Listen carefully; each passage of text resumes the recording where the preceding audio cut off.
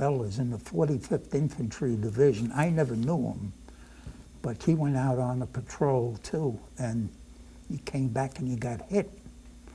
But when he found out, they thought, you know, they wanted to see how seriously he was all right. The shell, I mean, the projectile or whatever it was, hit a Zippo lighter, and it never penetrated his... And Zippo lighters, I think you can still buy them today? I think you can. Yeah. Bob, what experiences left you with the greatest impression while you were in the service? You had mentioned relative to meeting servicemen from different countries. I shipped from Japan to Korea. I shipped on the same boat with the French Canadians. Once we got into Korea, we had attached at times to Turkish troops, and then also men from the UK, England, Britain, you know. Right. And then, of course, there was quite a few different countries involved in Korea. I really don't know how many, but there was a few. And you mentioned the fact that there was a lot of camaraderie amongst the nations. There really was, especially with the English, you know, right. they were great, you know. Our closest allies. And the Turks, I'll tell you, they were good soldiers to have with you because they were fierce fighters. Yeah. And your civilian history, you get out in August of 1953. August, yeah. And then you said you started working just before Christmas, is that? Yeah. I was home from, say, 1st of September to the beginning of August, and we're hanging around with friends in a local bar, where, you know, and think of old times. And one fellow approached me and he says, you know, my brother, I was talking to my brother, and he said they're looking for some help. You'd be interested in going to work. And I said, well, I'm only home a couple of months. And I thought about it, and I said, yeah, tell him I'll go, you know. And I started here 2 weeks before Christmas at this, and it was in construction. Right. And I'd been in construction all my life, and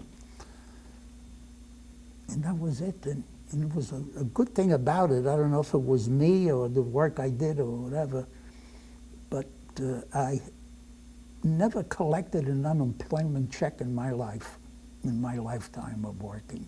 And you married Marie? Yeah. Your wife? Right. And when was that? No, that was in May 7th of 1957. Okay. Yeah.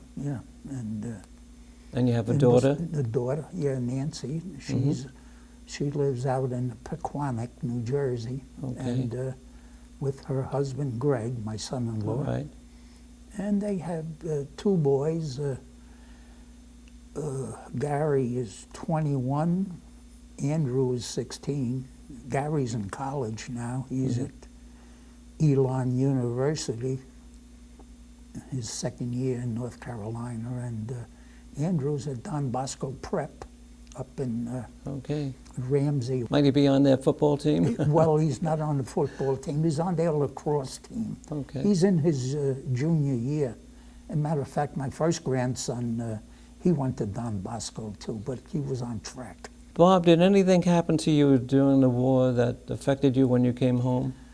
No, not just maybe the first couple of months, George, where my mother used to tell me, or come in a room and tell me, what are you yelling about, you know, and stuff like that. But actually it wasn't a lasting thing, you know. I guess as you got accustomed to being home and on the quiet side. And she remembered what you used to say in your dreams. She said to me, I think it was something like, well, what are you yelling about, or who you're yelling to, you know.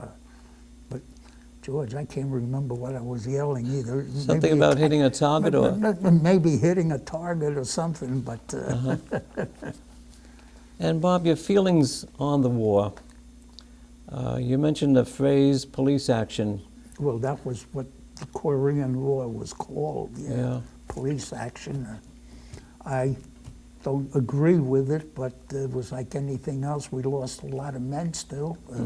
I don't remember the exact number anymore, but what was it, 47 to 53,000 maybe, something Yeah. like that. And but when we came home, and I don't know about the Vietnam era, but when we came home today, there's there's a lot of welcome home people really glad to see you and this and that. When we came home, then it was on the quiet side, Yeah.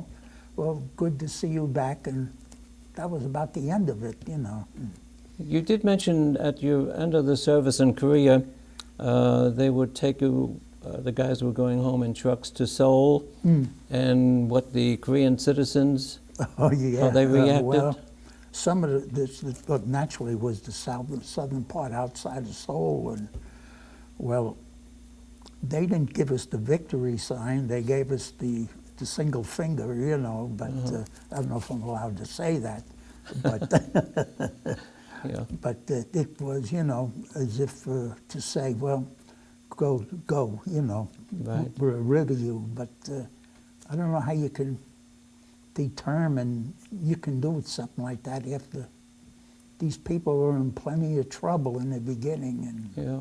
but this is the price you pay, I guess. Bob, you have 2 grandchildren. What might your thoughts be relative to them possibly someday having to go into the military? Well, I hope it doesn't happen. I never said anything to them, because to really, I don't even know if, well, I can't say that they don't know what draft is, but, Right. since it's a volunteer service, all these, after the Vietnam War, is it? It's been all volunteers, so, but I hope to God I would never see that, to see them, even, if they were offered to go to West Point too, what do you do, Yeah. Yeah. I think it's a darn good education, but Right. there's risk involved, I guess. Yeah. Well, Bob, as one veteran to another, I thank you for your service. Well, I thank you for being. I'm glad I'm here. I knew about this post for a long time, and living so close, that you were the one that approached me about 2.5 or 3 years ago, and here I am. Well, we thank you. And you've been an asset to the post. George, it's a great bunch of fellas.